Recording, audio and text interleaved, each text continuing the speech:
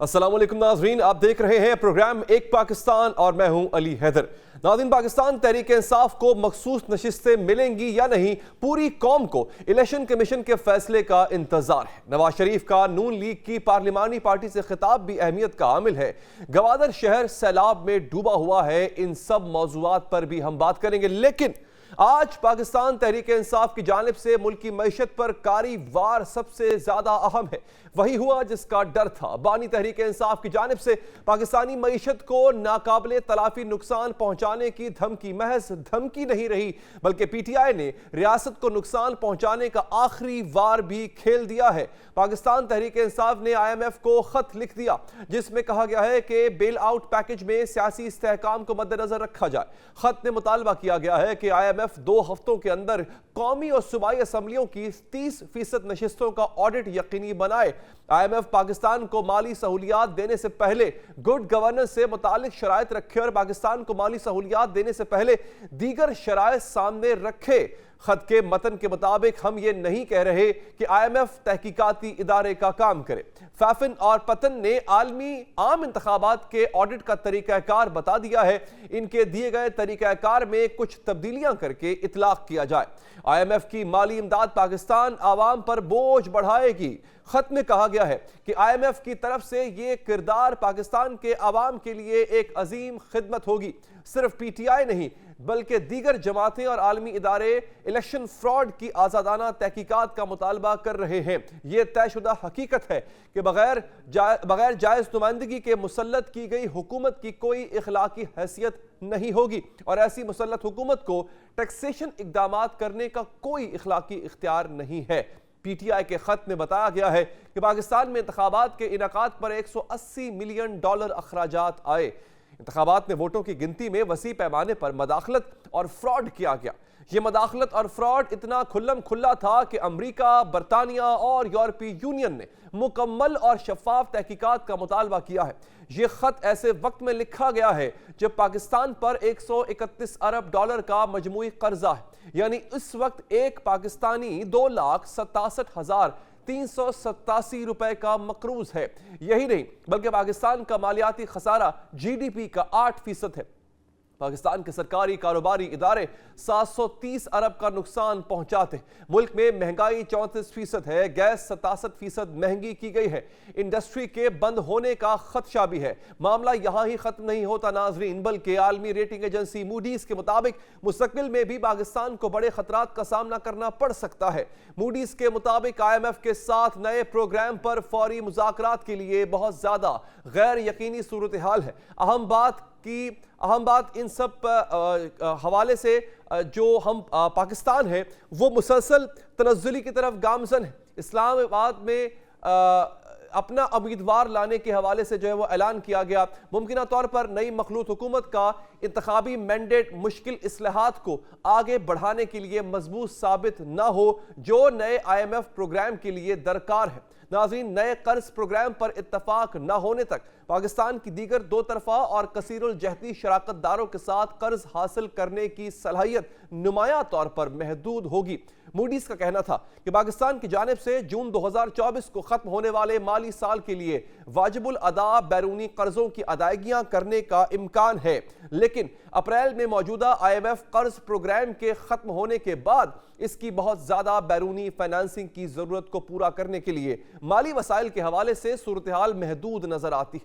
یعنی Pakistan I M F programme حاصل نہیں کر پاتا تو ملک ڈیفالٹ کر سکتا ہے۔ تحریک انصاف کی جانب سے ان معاشی حالات میں ایسا خط سمجھ سے بالا تر۔ عوامی رد عمل کے نتیجے میں توقع کی جا رہی تھی کہ پی ٹی آئی قیادت اپنے موقف سے پیچھے ہٹ جائے گی، لیکن بانی پی ٹی آئی یہ جانتے ہوئے بھی کہ پاکستان کی موجودہ معاشی صورتحال میں آئی ایم ایف کا پروگرام پاکستان کے لیے انتہائی اہمیت کا حامل ہے، اپنے موقف پر بضد رہے، اور بالآخر تحریک انصاف نے اپنے اقتدار کے لیے پاکستان کو خطرناک صورتحال سے دوچار کر دیا۔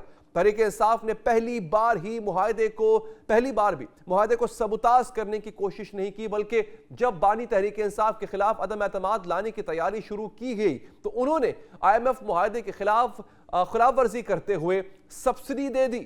بات یہاں پر ہی ختم نہیں ہوتی بلکہ اگست 2022 میں بھی پی ٹی آئی کے سابق وزیر خزانہ شوکت ترین کی اس وقت کے پنجاب کے وزیر خزانہ محسن لغاری اور خیبر پختونخوا کے وزیر خزانہ تیمور جھگڑا کو وفاقی حکومت کو خط لکھنے کا مشورہ دینے کی آڈیو لیک ہوئی تھی کہ وہ IMF کے معاہدے کی تکمیل نہیں کر سکتے. یہ اس وقت ہوا تھا جب پی ڈی ایم نے بانی پی ٹی آئی کو تحریک عدم اعتماد کے ذریعے اقتدار سے بے دخل کر دیا اور پی ٹی آئی کی پنجاب اور کے پی کے میں دونوں جگہوں پہ حکومتیں موجود تھیں. بلیک میلنگ ٹیکٹک، پیسے تو کسی نے ویسے ہی نہیں چھوڑتے. آج یہ خط لکھ کے اور وہ جو IMF والی جو ایسٹر ہے اس کو کاپی بھیج دیں گے نا. اس سے سر ایک چیز، اس سے ہماری اسٹیٹ کو تو نقصان نہیں ہوگا. Well, frankly speaking, isn't the state suffering because of the way they are treating your chairman and everybody else? IMF کو لکھا جانے والا خط ملک کے ساتھ پارٹی اور بانی پی ٹی آئی کی سیاست کے لیے بھی نقصان دہ ہے. اگر ملک ڈیفالٹ کرتا ہے تو اس کا نقصان کسی سیاسی جماعت کو نہیں بلکہ پاکستانی عوام کو اٹھانا پڑے گا اور ان کے اس طرز سیاست سے پی ٹی آئی اور پاکستان دونوں کا نقصان ہوگا. ناظرین، پاکستان کے اس بڑے مسئلے کے حوالے سے پاکستان تحریک انصاف کا جو رویہ ہے اس پہ بات کرنے کے لیے ہمیں جوائن کیا ہے پاکستان تحریک انصاف کا رہنما جناب شعیب شاہین صاحب نے. شعیب شاہین صاحب، بہت شکریہ آپ کے قیمتی وقت کا. سب سے پہلے تو ذرا تصدیق کیجئے گا، کیا یہ درست ہے کہ آپ کی جماعت کی جانب سے IMF کو خط لکھا گیا ہے اور اس میں آپ نے جو موقف اختیار کیا گیا ہے کیا وہ یہی موقف ہے جس کا ذکر ابھی تھوڑی دیر پہلے ہم نے کیا ہے؟ آپ IMF کو منع کر رہے ہیں کہ جب تک کہ وہ انتخابی دھاندلی کے اوپر تحقیقات نہیں کر لیتا پاکستان کو قسط جاری نہ کی جائے؟ خان صاحب سے بات ہوئی تھی تو بڑی سمپل اور واضح الفاظ میں بات ہوئی تھی. وہ یہ تھا کہ جو پبلک ہماری جو ان کے ساتھ مذاکرات ہوئے تھے وہ بھی بڑے واضح مذاکرات ہوئے تھے اور ہم نے ان کو کنڈیشنل سپورٹ کرنے کا وعدہ کیا تھا کہ جب پبلک سپورٹ سے جو گورنمنٹ آئے گی وہ ریفارمز لے کر آئے گی، وہ کٹ لگائے گی جو $18 بلین سالانہ مفت مراعات ہائر طبقہ لے رہا ہے اور جس کو اشرافیہ کہیں، جس کو بدماشیہ کریں، اور وہ مفت مراعات لے کے اس ملک کے لوگوں کے ساتھ ظلم کر رہا ہے. جبکہ یہ حل نہیں ہے کہ آپ بجلی کا بل 12 روپے یونٹ سے بڑھا کر 70 روپے پہ لے گئے ہیں اور اگر اس طریقے سے وہ ریفارمز نہیں لائیں گے جس کو پبلک سپورٹ نہیں ہوگی، جو وہ فیصلہ کرنے کی کیپیسٹی نہیں رکھتے ہوں گے، تو وہ بجلی کا یونٹ 70 روپے سے بڑھا کر یہ 150 روپے پہ لے جائیں گے اور گیس جو 500 روپے کا بل ہوتا تھا 5000 پہ پہنچا کے اب وہ 50,000 پہ پہنچ جائے گا. تو لہٰذا آپ اپنے گھر میں رہیں گے اور اٹھا کر کے آپ اس کو رینٹ دے رہے ہوں گے. اس سے افراتفری پھیلے گی، اس سے لوگوں کے اوپر بے روزگاری ہوگی اور اس بجلی کے مہنگے یونٹ کے ساتھ کوئی انڈسٹری نہ تو لگ سکتی ہے، نہ چل سکتی ہے، نہ جو چل رہی ہے وہ بھی بند ہو جائے گی. اس لیے ملک کے مفاد کے لیے ضروری ہے فری، فیئر، ٹرانسپیرنٹ الیکشنز. اچھا، ان ٹرمز پہ ان کے ساتھ ہمارا معاہدہ ہوا. تو لہٰذا ان سے جو بات ہم سے جو خان صاحب سے بات ہوئی تھی، مجھے باقی تفصیلات مجھے نہیں پتا، اس کے بعد ملاقات نہیں ہو سکی. ان ٹرمز پہ ان کے ساتھ بات ہوئی تھی اور ان ٹرمز کی روشنی میں اگر آپ نے IMF سے معاہدہ نیا کرنا ہے اور وہ پبلک سپورٹ کے بغیر کرنا ہے، وہ آپ نے ریفارمز کے بغیر کرنا ہے، اپنے لوگوں پہ ظلم ڈھانا ہے تو وہ نہیں ہو سکتا. وہ ہونا چاہیے جو لوگوں کے مفاد کے لیے ہو، جو پبلک کے انٹرسٹ میں ہو، پبلک کو لیکن ریلیف دینے کے شعیب لیے. شاہین صاحب، آپ کو نہیں لگتا آپ بیرونی اداروں کو کہہ رہے ہیں کہ ہمارے ملکی معاملات میں مداخلت کریں؟ ٹھیک ہے، آپ کی دشمنی پاکستان سے نہیں ہے، پاکستان کے کچھ اداروں سے ہے، لیکن اس میں ایسے فیصلے کرنا اور پاکستان کی معیشت کے لیے جو ڈیٹریمنٹل ہوں، یہ کہاں کی حب الوطنی ہے شعیب شاہین صاحب؟ یہ جو سوال آپ نے کیا ہے یہ مسلم لیگ نون کے منہ سے نکلتا ہوا ہے تو اچھا لگے گا. آپ کو بطور صحافی یہ سوال زیب نہیں دیتا، پہلی بات. دوسری بات یہ ہے کہ یہ خان صاحب ہی تھے جن کے زمانے میں ایک سنگل ڈرون اٹیک نہیں ہوا. یہ عمران خان کا ہی زمانہ تھا جس نے ڈرون اٹیکس کے خلاف سٹینڈ لیا تھا. یہ عمران خان کا ہی زمانہ تھا جس نے ان کو ایبسولوٹلی ناٹ کہا تھا، ویئر شہباز شریف نے اور ایبسولوٹلی ناٹ کہنے کے بعد سر آپ نے وہاں پہ لابنگ فرمز ہائر کر لی تھی. امریکہ ہمارا وینٹیلیٹر ہے. اس لیے آپ کو یہ باتیں کرتے ہوئے پہلے آپ کو چیزوں کو واضح سمجھنا چاہیے اور پھر آپ سوال کریں. دوسری طرف آپ کو چلیں، آج ہم جو کچھ سفر کر رہے ہیں وہ سائفر کا ہو یا جو کچھ بھی ہو، ہم نے ہمیشہ ملک کی سلامتی اور خود مختاری کا دفاع کیا. جنہوں نے اس ملک کے مفادات کا سودا کیا، ملک کی سلامتی اور خود مختاری کو داؤ پہ لگایا، ان لوگوں کو یہاں مسلط کیا گیا، ریجیکٹڈ لوگوں کو. آج پوری قوم 90% ہمارے ساتھ کھڑی ہے. آج انہوں نے 200 سے زائد ہمیں سیٹیں دے دیں. وہ قوم کو پاگل نہیں ہے، قوم کو شعور آ چکا ہے، قوم ہمارے ساتھ کھڑی ہے. آپ کا یہ سوال irrelevant ہے. لہٰذا ایک بات آپ کو طے کر دیں جی کہ ہم اس ملک کے محب وطن ہیں. نہ ہم نے نواز شریف زرداری کی طرح اس ملک کو چھوڑ کے بھاگنا ہے، نہ اس ملک کے باہر عمران خان نے جا کر پراپرٹیز اور انویسٹمنٹ لینی ہے، نہ اس نے اپنے بچے اور اپنی انویسٹمنٹ وہاں رکھنی ہے، نہ پراپرٹیز وہاں رکھنی ہے. ہمارا مرنا جینا اس ملک کے ساتھ ہے. ان کا اس ملک کے لوگوں کے لیے قربانیاں دینی ہے اور ان کو حقیقی آزادی دلانا ہے اس مافیا سے جنہوں نے اس ملک کو کیپچر کر رکھا ہے. اب آگے آتے ہیں کہ اداروں کو انوالو ہم نہیں کر رہے، لیکن اداروں سے جن سے آپ نے قرض لے کے اس ملک کے قرض آپ نے کھا کے ملک سے باہر لے جانا ہے اور اس ملک کے لوگوں کے اوپر ایک عذاب کی صورت میں مسلط ہونا ہے، ہم ان کی ان ٹرمز کے خلاف ہیں. ہم یہ کہتے ہیں کہ ریفارمز لائیں، اور ریفارمز وہ لائے گی جو پبلک سپورٹ کی گورنمنٹ ہوگی.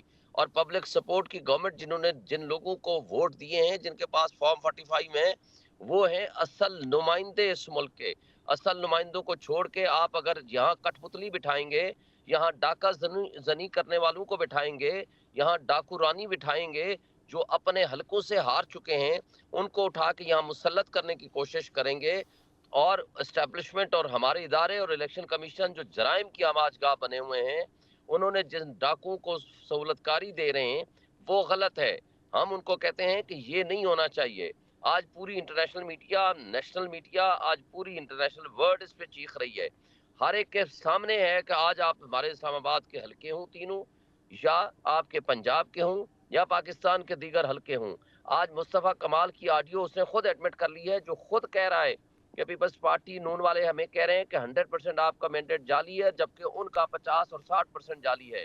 اور اس سٹیٹمنٹ کے آنے کے بعد، لیاقت چٹھا کی سٹیٹمنٹ کے آنے کے بعد، مولانا فضل الرحمان، اچکزائی، اختر مینگل اور یہ ساری چیزیں سامنے، جی ٹی اے کی کنفیشن اینڈ ایڈمیشن سامنے آنے کے بعد، نثار چیمہ کی گفتگو آنے کے بعد، اور اس کے علاوہ لشکری رئیسانی کی گفتگو آنے کے بعد، جو کچھ ہو رہا ہے that is wrong. It should not be repeated. ہمارا یہ مطالبہ ہے. ہم یہ کہتے ہیں کہ اس ملک پہ رحم کھائیں، اس ملک کو سیاسی عدم استحکام کا نشانہ مت بنائیں، کیونکہ سیاسی عدم استحکام کے ساتھ معاشی استحکام نہیں آ سکتا. اس لیے اس ملک کو چلنے دیں. ان کے اداروں کا فرض ہے کہ اس ملک کی خدمت کریں، اس ملک کے 25 کروڑ عوام کے ساتھ یہ کچھ نہ کریں جو کچھ یہ کر رہے ہیں. یہ ہے ہمارا مطالبہ. شعیب صاحب، یعنی آپ یہ کہتے ہیں سر کہ آئی ایم ایف کو خط لکھنا مسئلہ نہیں ہے، لابنگ فرم ہائر کرنا وہ مسئلہ بھی نہیں ہے، لیکن اگر میمو گیٹ سکینڈل آتا ہے جس میں مبینہ طور پہ زرداری صاحب سے خط لکھوایا گیا، تب آپ جا کے اداروں کے ساتھ کھڑے ہوتے ہیں، تب آپ کہتے ہیں کہ ایک جماعت نے غلط کیا، یہاں تک کہ غداری تک کی بات کر دی جاتی ہے. اگر وہ غلط تھا تو سر جو اب آپ کر رہے ہیں وہ غلط نہیں ہے. آپ جب ڈان لیگز آئی تھی تب بھی آپ نے کہا تھا کہ اداروں کے خلاف سازش ہے، ملک کے خلاف سازش ہے. اگر وہ آپ کے مطابق غلط تھا تو آج باہر کے اداروں کو کہنا کہ اندر کے معاملات میں مداخلت کرو، یہ غلط نہیں ہوگا؟ دیکھیں، پہلی بات تو آپ کو بتا دوں، میمو گیٹ ہم نے نہیں چھیڑا تھا، لیکن اس کے اندر جو ورڈنگ تھی وہ ملک کے اداروں کے خلاف اور ملک کی بنیادوں کے خلاف، ملک کی سلامتی کے خلاف تھی. یہ مبینہ نہیں ہے. اس کے اوپر فائنڈنگز آ چکی ہیں قاضی فائز عیسیٰ کی سربراہی میں جو کمیشن بنا تھا. صحیح. ایک بات، اس لیے وہ مبینہ باقی نہیں رہی. مبینہ اور سر اب آپ اس کا میں خط بھی نہیں رہا. نواز شریف صاحب کالا کوٹ پہن کے گئے تھے، ہم نہیں گئے تھے. دوسری بات آپ کو بتا دوں، کوئی ایک خط اٹھا کے لے آئیں، کوئی لیٹر اٹھا کے لے آئیں جس میں ہم نے ملک کی سلامتی اور خود مختاری کے خلاف بات کی ہو. ہم ملک کی سلامتی، خود مختاری کے دفاع کے لیے بات کر رہے ہیں. ہم اس ملک کے لوگوں کو، 25 کروڑ عوام کو اس بدماشیہ سے بچانے، ان کے اوپر جو ظلم اور بربریت قائم کی ہوئی ہے اس کو ختم کرنے کی بات کر رہے ہیں. ہمارا مرنا جینا اس ملک کے ساتھ ہے. ہم نے اس ملک کے لوگوں کے حقوق کے تحفظ کی قسم اٹھائی ہے. ہم نے اس ملک کے لوگوں نے ہمیں الیکٹ کیا ہے. ہم نے ان کے حقوق کا تحفظ کرنا ہے. ہم نے ایسے جو کرپٹ مافیا کو جو مسلط کرنے کی کوشش ہو رہی ہے اس کو ریزسٹ کرنا ہے. یہ ہمارا موٹو ہے اور ہم ہر حال میں اپنے اس موٹو کے اوپر چلیں گے.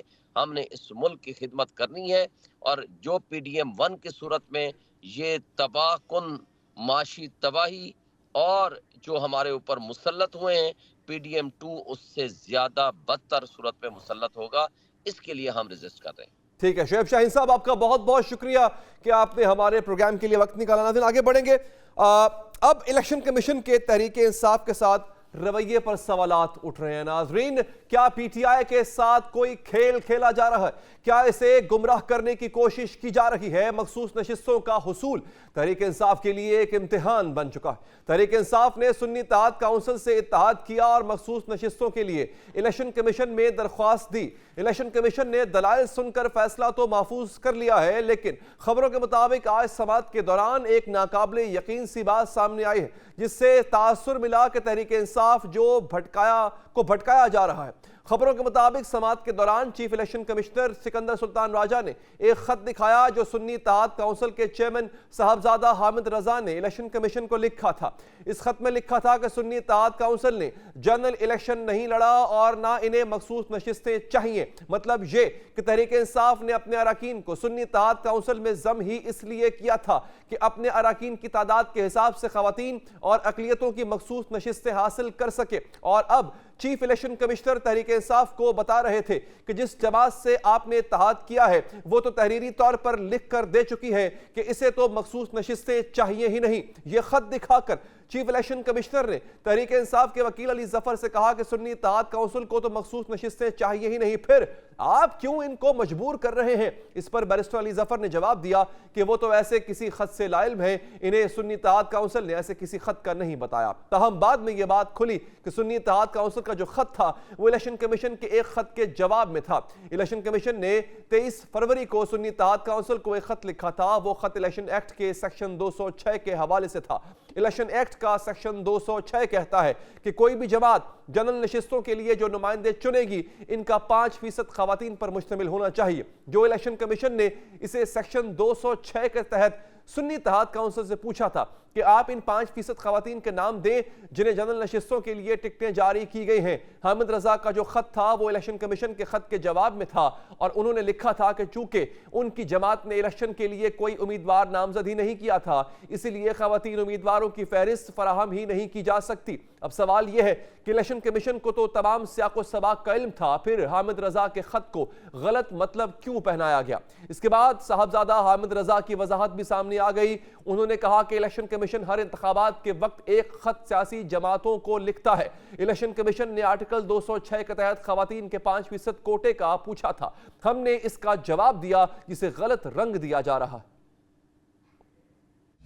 ابھی 23 الیکشن کمیشن آف پاکستان کی طرف سے ہم سے یہ پوچھا گیا کہ جنرل الیکشنز کے اوپر جو 5% کوٹا تھا، اگر آپ نے الیکشن کنٹیسٹ کیا ہے تو اس کی ڈیٹیلز پرووائیڈ کر دیں۔ ہم نے 26 تاریخ کو انہیں لکھا، سنی اتحاد کونسل نے جنرل سیٹوں کے اوپر الیکشن کنٹیسٹ نہیں کیا اور میں بحیثیت چیئرمین بھی نہیں کر سکا، تو اس وجہ سے ہم اس کیٹیگری میں فال نہیں کرتے کہ ہم نے 5% کا وہ کوٹا آپ کو انٹیمیٹ کرنا ہے یا آپ کو پرووائیڈ کرنا ہے۔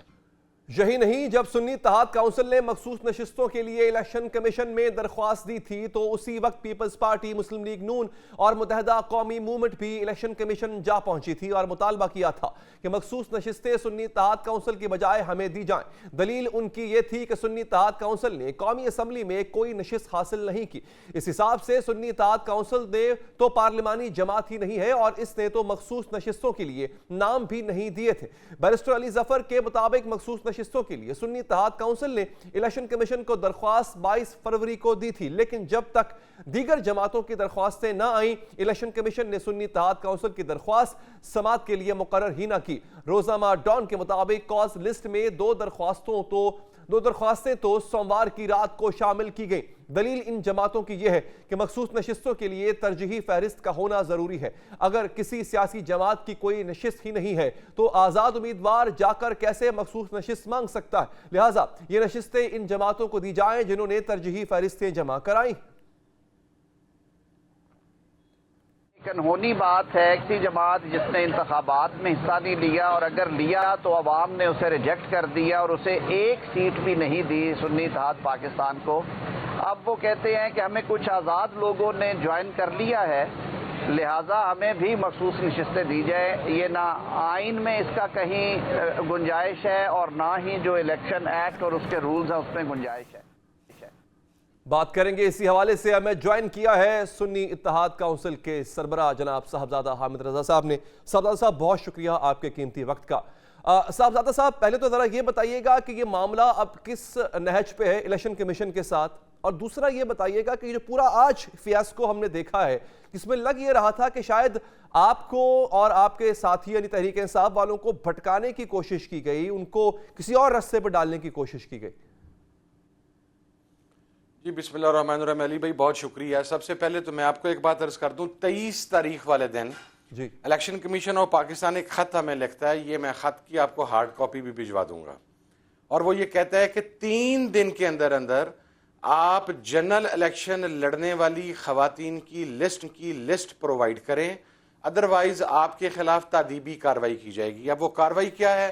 وہ کارروائی یہ ہے کہ ہمارا انتخابی نشان سسپینڈ ہو جائے گا، یا ہمیں جرمانہ ہو جائے گا، یا سنی اتحاد کونسل کو معطل کر دیا جائے گا اس کی پارٹیشپ کو۔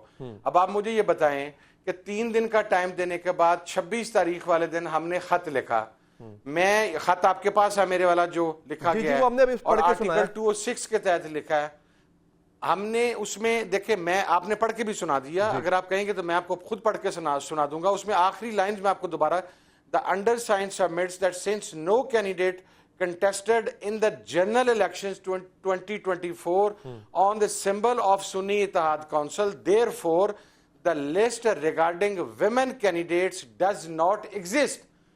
کہ 2024 کے الیکشن میں ہماری پارٹی کی طرف سے کسی خاتون کو ٹکٹ جاری نہیں کیا گیا، وہ لسٹ ایگزسٹ نہیں کرتی۔ اب اس کو تروڑ مروڑ کر یہ کہہ دیا گیا جی کہ ہم نے مخصوص نشستیں ڈیمانڈ نہیں کی، یہ فال کرتا ہے 206 کے انڈر، اور جو مخصوص نشست ہے وہ فال کرتی ہے 104 کے انڈر۔ دونوں لیٹرز کے اندر ریفرنسز موجود ہیں کہ 206 کے تحت ہم نے اچھا اگر ہم نے مخصوص نشستیں ڈیمانڈ ہی نہیں کرنی، میں جک مارنے جا رہا ہوں 3 دن سے الیکشن کمیشن کے اندر، میں آج وہاں پر جک مارنے کے لیے بیٹھا ہوا تھا، وہاں پر الیکشن کمیشن کل کس چیز کی سماعت کر رہا تھا، آج کس چیز کی سماعت کر رہا تھا، چپ کر کے ہمیں کہتے کہ آپ نے مخصوص نشست مانگی ہی نہیں ہے، آپ نے ڈینائی کر دیا، آپ کی درخواست ریجیکٹ کی جاتی ہے، آپ کی سیٹ نہیں ہے۔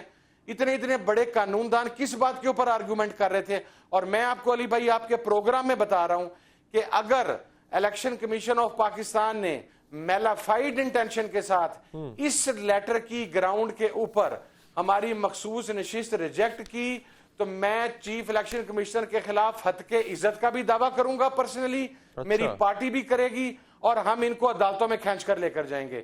رہ گئی بات مخصوص نشستوں کی، مخصوص نشستیں ہمارا رائٹ ہیں۔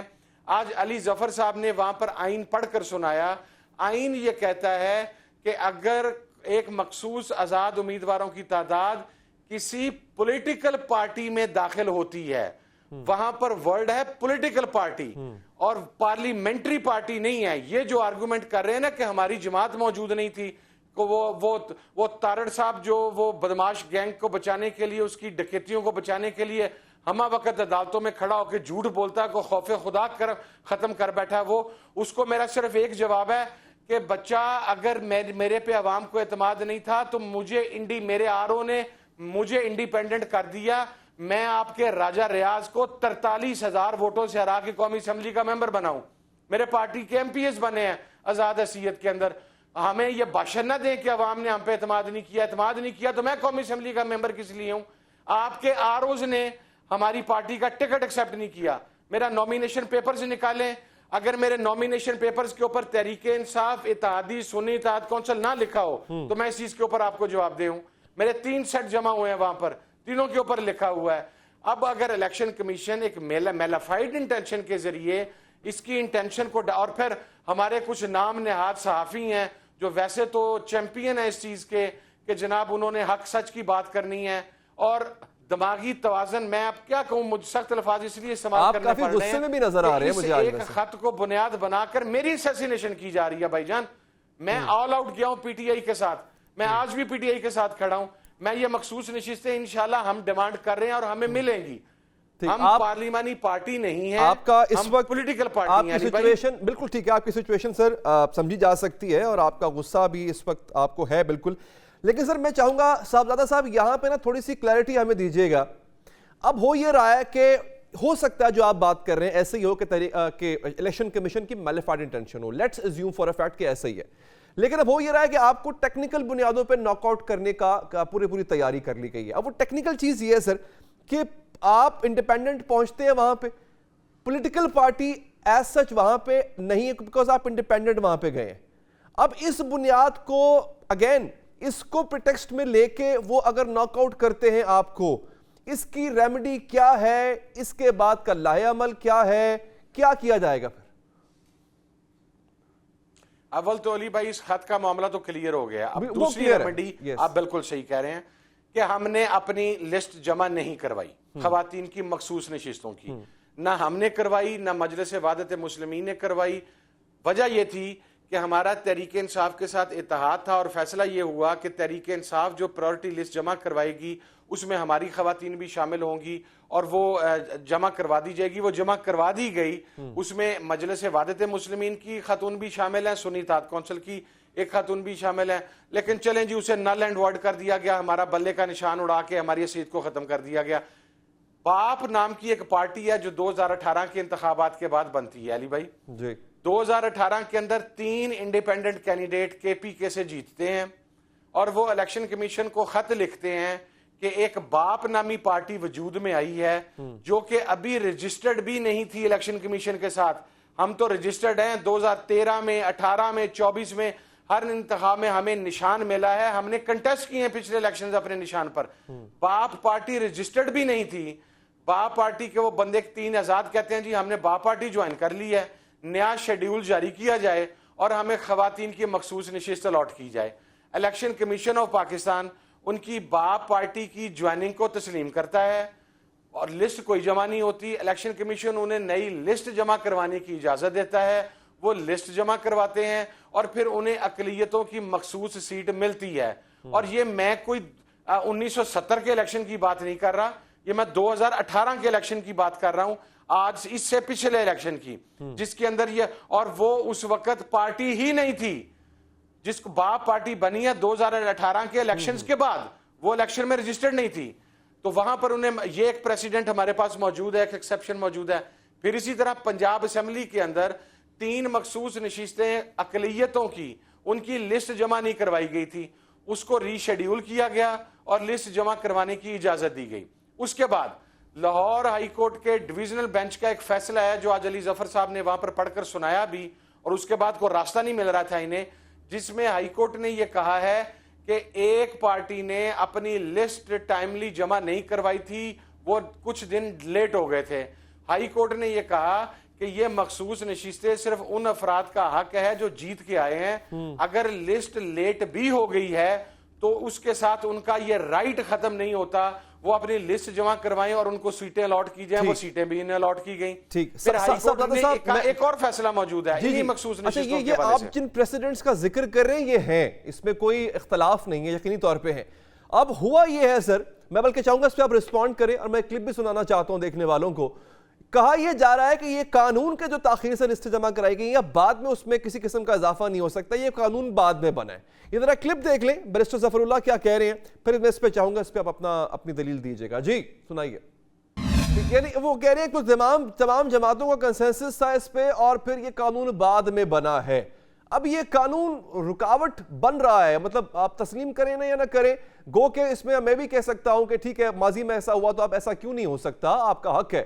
لیکن پرابلم یہ ہے سر, there is a law which is defined اور وہ اب آپ کے آڑے آ رہا ہے. سر میں اس میں عرض کرتا ہوں قانون, رولز, پروسیجر آئین کے تابع ہوتا ہے. آئین یہ کہتا ہے کہ جب بھی انڈیپینڈنٹ کینڈیڈیٹس کسی پولیٹیکل پارٹی کو جوائن کرتے ہیں, یہ وہاں پر نہیں کہا گیا کہ وہ پارلیمنٹری پارٹی کو, کہا گیا پولیٹیکل پارٹی کو جوائن کرتے ہیں تو سیٹیں ان کا استحقاق ہے, سیٹیں ان کا حق ہے. مجھے آپ علی بھائی ایک بات بتائیں, یہ ایک پلاٹ ہے, یہ اس کے ساتھ والا پلاٹ ہے, آپ کے پاس ساتھ والے پلاٹ کو آپ نے پرچیز نہیں کیا, آپ نے اس کے پیسے ادا نہیں کیے, آپ تحصیلدار پٹواری کے آگے پیش نہیں ہوئے, آپ کا بیان ریکارڈ نہیں ہوا زمین کے انتقال کا, پیسے دے دیے میں نے, آپ کیسے یہ کلیم کر سکتے ہیں کہ رجسٹری آپ کے نام پر کروا دی جائے؟ بھائی وہ جو 87 نیشنل اسمبلی کے ایم این ایز ہیں, یہ سیٹیں ان کا استحقاق ہے, یہ آپ کو تو نہیں دی جا سکتی. کوئی ایک پریسیڈنٹ ماضی میں ایسا دکھا دیں کہ انڈیپینڈنٹ کینڈیڈیٹس کی لسٹیں اگر ان کی لسٹ جمع نہیں ہوئی، جیسا کہ باپ کی نہیں ہوئی تھی، تو پھر دوسری پارٹیوں کو دے دیتے. جیسا پنجاب کے اندر اقلیتوں کی نہیں جمع ہوئی تھی تو پھر دوسری پارٹیوں کو اقلیتوں کی نشستیں دے دیتے.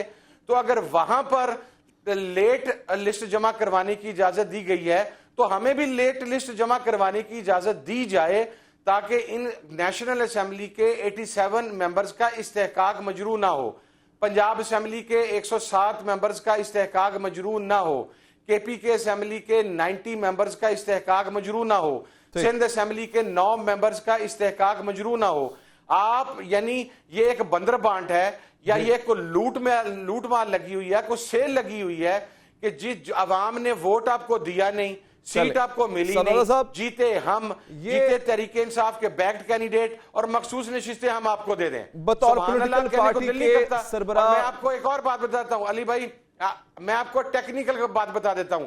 یہ رفڑ کریٹ کیوں کیا جا رہا ہے؟ یہ رفڑ اس لیے کریٹ کیا جا رہا ہے کہ ان ریزرو سیٹس کی بنیاد کے اوپر ہماری سینٹ کی 7 سیٹس ہماری کم ہوں گی. اگر ہمیں وہ 7 سیٹیں ملتی ہیں تو ہم سینٹ کی سب سے بڑی پارٹی موجود رہیں گے، قائد ایوان ہمارا ہوگا. اگر ہمیں وہ 60 سیٹیں نہیں ملتی تو ہم سنگل لارجسٹ پارٹی وہاں پر نہیں ہوں گے. یہ بنیادی وجہ ہے کہ ہمیں سینٹ میں ڈیفیٹ کرنے کے لیے یہ اس قسم کی ایک ان لافل، یعنی ایک اور مارکے کی تیاری کی جا رہی ہے. صاحبزادہ صاحب مشکور ہوں آپ کا بہت بہت کہ آپ نے ہمارے پروگرام کے لیے وقت نکالا، وہ تمام سوالات جن کا آپ نے جواب بھی دیا، آپ کا بہت بہت شکریہ. آگے بڑھیں گے ناظرین. الیکشن میں دھاندلی کے الزامات میں روز بروز اضافہ ہوتا جا رہا ہے اور یہ الزامات صرف تحریک انصاف کی جانب سے ہی نہیں لگائے جا رہے. آج وزیر آباد سے نون لیگ کے امیدوار برائے قومی اسمبلی کا یہ بیان سامنے آیا ہے کہ الیکشن ہارنے کے باوجود انہیں نشست دینے کی پیشکش کی گئی تھی لیکن انہوں نے انکار کر دیا. ٹھیک ہے ناظرین، یہاں پر ایک وقفہ لیں گے اور وقفے کے بعد حاضر ہوں گے.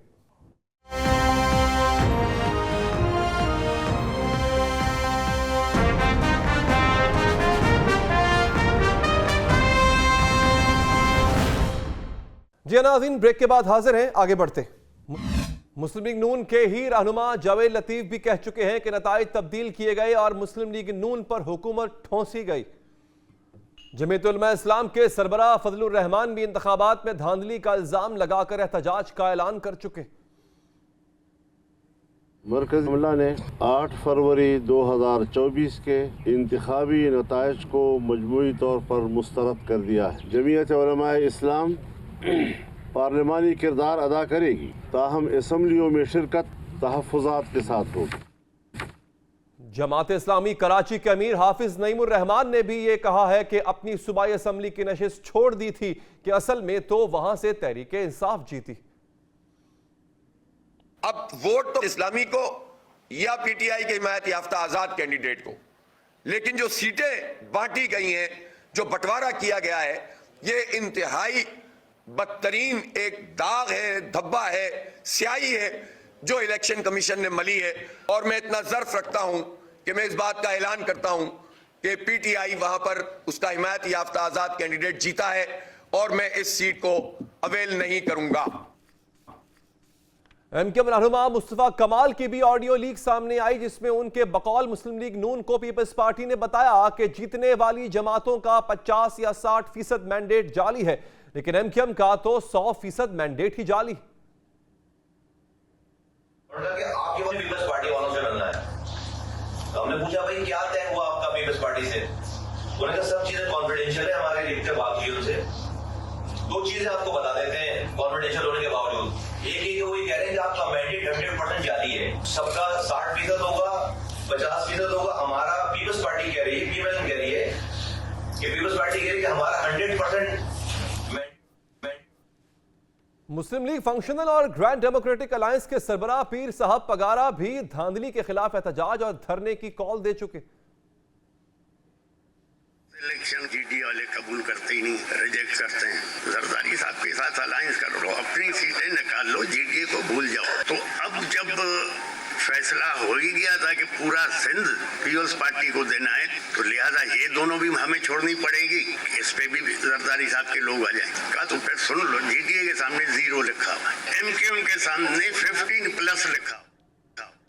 कमिश्नर रावलपिंडी लियाकत अली चट्ठा ने भी इल्जाम लगाया था कि इंतखाबी नताइज तब्दील कराए गए। बाद में उन्होंने इलेक्शन कमीशन को बयान में इन इल्जामात की तरदीद कर दी थी। तहम इन इल्जामात पर बनाई गई तहकीकाती कमेटी की रिपोर्ट अभी तक मंजर आम पर नहीं आई। कि मैं वो इलेक्शन ठीक नहीं करवा सका और मैं अपने ओहदे से यहाँ इस्तीफा दे रहा हूँ। रावलपिंडी के 13 MNA की सीटें जो हारी हुई लोगों को हमने जितवाया है, मैंने इस मुल्क के या इस डिवीजन के साथ जो गलत काम किया है, मुझे रावलपिंडी के कचहरी चौक में सजाए मौत दी जानी चाहिए। यानी धांधली के इल्जाम सिर्फ तहरीक इंसाफ ही नहीं लगा रही, बल्कि मुस्लिम लीग भी लगा रही है, MQM भी लगा रही है, जमीयत उलमा इस्लाम भी लगा रही है, ग्रैंड डेमोक्रेटिक अलायंस भी लगा रही। बात करेंगे इसी हवाले से। हमें ज्वाइन किया है जनाब इरशाद भट्टी साहब ने, सीनियर सहाफ़ी तज़किया निगार। भट्टी साहब बहुत शुक्रिया आपका। भट्टी साहब, निसार चीमा की गवाही आई है, पीर पगाड़ा, अख्तर बेंगल, मौलाना फजलुर रहमान, जावेद लतीफ़, इन सब के क्लिप्स में पहले सुना चुका हूँ नाजरीन को। ये मामला जा किस तरफ रहे हैं सर? कितनी गवाहियाँ और चाहिए, क्या चाहिए, या इन गवाहियों की कोई ज़रूरत है? अब आप अपने मुल्क के मसाइल देखें और आप हालात देखें और जिन चीज़ों में हम उलझे हुए हैं उनको देखें। पहले दिन से आप देख लीजिए, खा वो लाहौर हो, खा वो कराची हो, खा वो जेलम हो, खा वो गुजरात हो, खा वो सियालकोट हो, खा वो पिंडी हो, खा वो इस्लामाबाद हो, खा वो मरी हो, कुछ भी देख लीजिए आप। महमूद खान अचकज़ई को सुन लीजिए, अख्तर बेंगल को सुन लीजिए, मुशाहिद हुसैन को सुन लीजिए, सादिया अब्बासी को सुन लीजिए, मुस्तफ़ा नवाज़ खोखर को सुन लीजिए, लश्करी रईसानी को सुन लीजिए, पीर पगाड़ा को सुन लीजिए, आप MQM की ऑडियो लीक को सुन, 2 ऑडियो लीक्स जो हैं उनको सुन लीजिए, उनमें जो पीपल्स पार्टी ने MQM को कहा है वो सुन लीजिए, और जो फाफन ने कहा है वो सुन लीजिए, जो कॉमनवेल्थ ऑब्जर्वर्स ने कहा है वो सुन लीजिए, जो इंटरनेशनल मीडिया कह रहा है वो सुन लीजिए, जो फार्म 45 कह रहे हैं वो सुन लीजिए। आप देख लीजिए कि क्या हुआ है, क्या हो रहा है और क्या होगा। हमारे मसाइल हैं, बदतरीन मुआशी बहरान है। खुदा के लिए मैं तो कांप जाता हूँ ये सोच कर के कितना बड़ा मुआशी बहरान है। यानी 24 अरब डॉलर इस साल आपके पास होने चाहिए, आपको देना होंगे, और दूसरा 78 अरब डॉलर अगले 3 सालों के लिए।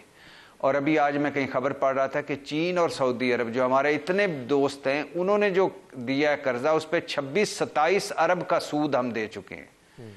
तो हालात क्या हैं, और उसके बाद जो क्या हम किन चक्रों में पड़े हुए हैं। दुख होता है, तकलीफ होती है। और भट्टी साहब, IMF को भी खत लिखा है तहरीक इंसाफ ने। ये स्ट्रेटजी आपको समझ आती है सर? आपको नहीं लगता कि इस पे सवालात उठे हैं, बल्कि तनकीद अभी से हो रही है कि ये कैसी हुब्बुल वतनी है? देखिए, इसमें कोई शक नहीं कि जो कुछ इलेक्शन डे से पहले हुआ तहरीक इंसाफ के साथ, वो काबिल मुज़म्मत है।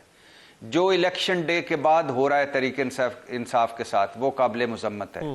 जिस तरह केस चलाकर जिस तरह की सजाएं दी गई इमरान खान को, वो शर्मनाक है।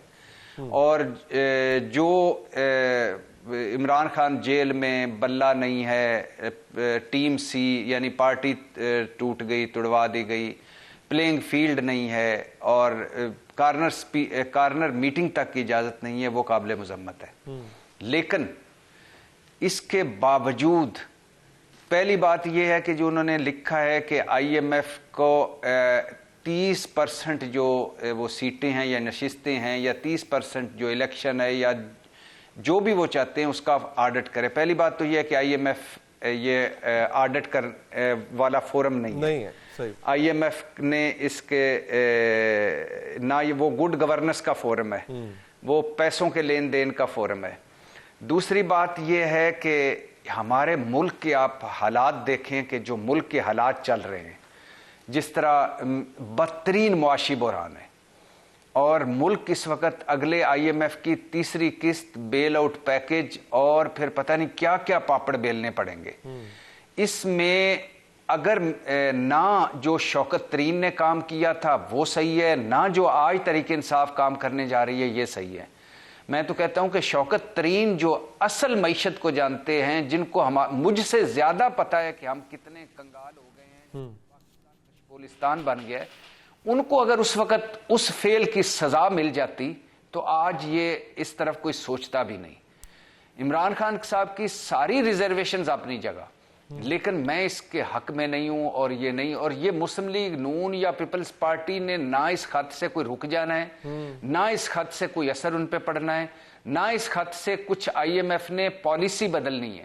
یہ صرف میرے ملک پاکستان کا اس میں حرج ہو سکتا ہے اور ایک جگ ہنسائی ہو سکتی ہے. تو پاکستان ہم سب سے بڑا ہے، پاکستان ہے تو ہم ہیں. ہمیں پاکستان اپنی کسی بھی چیز کو، کسی دکھ، کسی تکلیف، کسی ناانصافی، کسی خوشی، کسی غم کو پاکستان سے بڑا نہیں کرنا چاہیے. تو میں نے پہلے بھی جب یہ میں نے شروع میں سنا تھا تو درخواست کی تھی ساروں سے کہ یہ نہ لکھیں، اور پھر لیکن اب لکھ دیا ہے تو یہ قابل مذمت ہے. میں اس کے اچھا بٹی صاحب یہ بھی بڑا ایک انٹرسٹنگ ہے مرحلہ پورا. مصطفیٰ کمال کہہ رہے ہیں جناب کہ اگر ہمارا 100% مینڈیٹ جعلی ہے تو ان کا جو ہے وہ پیپلز پارٹی کہتی ہے یا باقی کہتے ہیں کہ ان کا جو ہے وہ 200% جعلی ہے. کامران ٹیسوری کہتے ہیں جناب ہمارا بھی جعلی ہے تو ان کا بھی جعلی ہے. نون لیگ کہہ رہی ہے پیپلز پارٹی کا جعلی، پیپلز پارٹی کہہ رہی ہے ان کا جعلی ہے. اچھا اس سب کے باوجود ہم دیکھ رہے ہیں کہ ایک حکومت بنانا چاہ رہا ہے اور ایک اس کا اتحادی بننا بھی چاہ رہا ہے. یہ ڈوبل سٹینڈرڈ، یہ دو رنگی، یہ سمجھ میں آتی ہے سر؟ جی بالکل آپ ٹھیک کہہ رہے ہیں. کچھ غلط سیاسی فیصلے لیے عمران خان نے. قومی اسمبلی سے جیسے نکلنا، جیسے دونوں صوبائی حکومتیں توڑنا، یعنی اپنی حکومتیں ختم کر لینا، اس نظام سے خود کو ریلیونٹ کر لینا. مسلم لیگ نون کا ایک بڑے سینئر سیاستدان کی بات یاد آ رہی ہے کہ وہ میں اپنے دفتر جیو سے اتر رہا تھا، وہ آگے مل گئے لفٹ کے پاس، تو انہوں نے کہا کہ باتیں ہوئیں تو انہوں نے کہا کہ جو کچھ ہم چاہتے تھے وہ عمران خان صاحب نے کر دیا. یعنی یہ اگر وہ دونوں حکومتوں میں بیٹھے رہتے، قومی اسمبلی میں بیٹھے رہتے، تو ہم یہ جو اگلا سال یا 1.5 سال یہ جو چلے ہیں یہ بھی نہ چل پاتے. تو قومی اسمبلی سے نکلنا، صوبائی اسمبلیاں توڑنا، اور پھر جو بلنڈر ہے وہ یہ ہے کہ اپنی لڑائی کو سیاست سے گھسیٹ کر اسٹیبلشمنٹ کی طرف لے جانا. میر جعفر، میر صادق سے لے کر نیوٹرل اور پھر اس سے جو 9 مئی تک، یہ سارا کچھ اگر نہ ہوتا تو آج یقیناً وہ بہت بہتر پوزیشن میں ہوتے. لیکن اب ایک بات جو ہم سب کو ذہنوں میں رکھنی چاہیے کہ 9 مئی والوں کو اللہ اور اس پاکستان کی عوام نے ایک اور موقع دیا ہے 8 فروری کی شکل میں. عمران خان صاحب کو جتنا مینڈیٹ ملا ہے، یقین کریں اس طرح کھمبے بھٹو صاحب کے دور میں جیتے تھے جس طرح عمران خان کے دور میں کھمبے جیتے ہیں. اور اگر یہ فیئر الیکشن ہوتا 50% بھی، اور اگر اس کے رزلٹ فیئر ہوتے، گنتی فیئر ہوتی اور رزلٹ فیئر ہوتے، تو کم از کم سادہ اکثریت عمران خان کی ہوتی مرکز میں اور پنجاب میں ان کی حکومت ہوتی. تو یہ بتانے کا مقصد ہے کہ کتنا بڑا مینڈیٹ اللہ نے انہیں دیا. یعنی آپ جیل میں تھے، بلہ پاس نہیں تھا، ٹیم سی تھی، پلینگ فیلڈ نہیں تھی، اور 76 سالہ تاریخ بدل دی عمران خان اور تحریک انصاف نے، اور الیکشن سائنس بدل دی عمران خان اور تحریک انصاف نے. تو اب اس اللہ کے اس موقع کو اور اس عوام کے اعتماد کو لے کر اب انہیں واپس سیاسی دھارے میں آنا پڑے گا، سیاسی فیصلے کرنے پڑیں گے، اور اپنے موقف سے ہٹے بغیر، میں نہیں کہتا آپ موقف سے ہٹے بغیر تھوڑی سی لچک، تھوڑا سا تحمل، تھوڑا سا صبر، تھوڑی سی حکمت سے آگے بڑھنا پڑے گا. اور اگر بڑھ گئے تو بس جو قوم نے کہا ہے کہ ہمیں تمہاری ساری غلطیاں جو ہیں ہم صرف نظر کرتے ہیں، آگے بڑھو، تو کمال ہو جائے گا. اور اگر نہ ہوئے تو یہ جہاں ان کے ساتھ اپنے ساتھ وہ زیادتی کریں گے، وہاں اس ملک کے ساتھ بھی، کہ جس میں ان کا ہونا یا تحریک انصاف کا ہونا بہت ضروری ہے. ٹھیک، یعنی یہ تو آپ نے تحریک انصاف کی جو غلطیاں اس پہ بات کی. میں سوال یہ بھی کہ سر یہ جو آپس میں ایک دوسرے پہ دھاندلی کا الزام لگا رہے ہیں، کلپس بڑے وائرل ہو گئے، میں نے سنا بھی دیے پہلے بھی. مصطفیٰ کمال کہہ رہے ہیں انہوں نے دھاندلی کی، ان کا مینڈیٹ چوری کا، وہ کہہ رہے ہیں ان کا مینڈیٹ چوری کا ہے، اور یہ حکومت بھی بنانے چاہتے ہیں اور پھر اتحادی بھی بننا چاہتے ہیں ایک دوسرے کے. یہ کیا ہے سر؟ بھائی جان، ایک مرتبہ استاد حسن نثار صاحب نے کہا تھا کہ ہمارا سب سے بڑا کرائسس جو ہے وہ معاشیات نہیں اخلاقیات ہے. آپ ایم کیو ایم کو لے لیں، مجھے بتا دیں کوئی ایک ایسی حکومت میں آئی پارٹی بتا دیں یا حکومت میں آیا لوگ بتا دیں جن کے ساتھ انہوں نے اتحاد نہیں کیا. اور پھر اس یعنی 100 سالہ اقتدار ایک طرح سے یعنی 3.5 دہائیاں ان کی کراچی پر ہیں، تو صرف کراچی کی حالت دیکھ لیجئے. اور ظاہر ہے یہ وہ ہیں زلزلے سے آنے سے پہلے اڑنے والے پرندے ہوتے ہیں. یہ وہ لوگ ہیں جنہوں نے اس سیاست کو تباہ و برباد کر دیا، گندا کر دیا. یہ وہ لوگ ہیں جنہوں نے سیاست کے نام سے چڑ دلوا دی. اب آپ دیکھیں کہ ایک دوسرے کو کہہ رہے ہیں، مجھے شرم اس بات پہ آ رہی ہے کہ ایک دوسرے کو کہی جا رہے ہیں نہیں تیرا مینڈیٹ جعلی ہے، نہیں تیرا مینڈیٹ جعلی ہے. اور اب ہمیں صرف وزارت سائنس ملے گی، گورنر بھی وہ اپنا لا رہے ہیں، تو ہمارے ساتھ بڑا برا ہونے والا ہے. ہم اگر نہ ہوتے، اور پھر سب سے دکھ ہوا کہ ہم اگر عمران خان کی تحریک عدم اعتماد میں ساتھ ان کا نہ دیتے تو ان کے سارے بڑے جیل میں ہوتے. آپ اندازہ کریں یہ کس طرح کی گفتگو کر رہے ہیں، اور ان کی باتیں جب کیمرے آن ہوتے ہیں تو اس وقت گفتگو سنیں. ایک میں یقین کریں عزت کے ساتھ یا ان کی احترام کرتے ہوئے نہیں کہہ رہا، ورنہ یہ سیاسی گدھیں ہوتی ہیں جو جنہوں نے اس سیاست کو اس حال تک پہنچا دیا ہے اور نوچ کے کھاتی ہیں اپنا حصہ. ٹھیک ہے شاہد بھٹی صاحب، آپ کا بہت بہت شکریہ. اور میرا خیال ہے کہ اب جب اتنے الزامات لگ چکے ہیں، اتنا شور اٹھ چکا ہے، تو پھر تحقیقات کروا لینی چاہیے. اگر کسی کے دل میں شک ہے، اور شک تو ان کے دل میں بھی ہے کہ جو خود جیتے، جو اس وقت حکومت بنانے جا رہے ہیں، ان کے اپنے دل میں بھی شکوک و شبہات ہیں. باہر والے بھی کہہ رہے ہیں کہ تحقیقات ہونی چاہیے، یہاں سے خط لکھے جا رہے ہیں. البتہ خط کی بات پہ میں یہ کہوں گا کہ وہ کہتے ہیں نا، انگریزی کی کہاوت ہے، do not wash your dirty laundry out on the streets. تو اپنے گھر کا گند ہے، اس کو گھر میں سمیٹا جائے. یہ کوئی اچھی عادت یا کوئی اچھی روایت نہیں ہوتی ہے کہ آپ باہر والوں سے کہیں کہ مداخلت کریں. خان صاحب کو اسی بات کی شکایت تھی نا کہ باہر والوں نے مداخلت کر کے میری حکومت کو چلتا کیا. تو پھر اس حکومت کے خلاف بھی اگر کوئی کام ہونا ہے تو پھر وہ یا احتجاج کرنا ہے یا مخالفت کرنی ہے، تو وہ سیاسی مخالفت within the given set up ہونی چاہیے، نہ کہ باہر والوں کو ناظرین کسی بھی طرح کی مداخلت کی اجازت دینی چاہیے. آگے بڑھیں گے ناظرین. ٹھیک، اس کے ساتھ ہی ناظرین اب تک کے لیے اتنا ہی. مجھے دیجیے اجازت. اللہ نگہبان.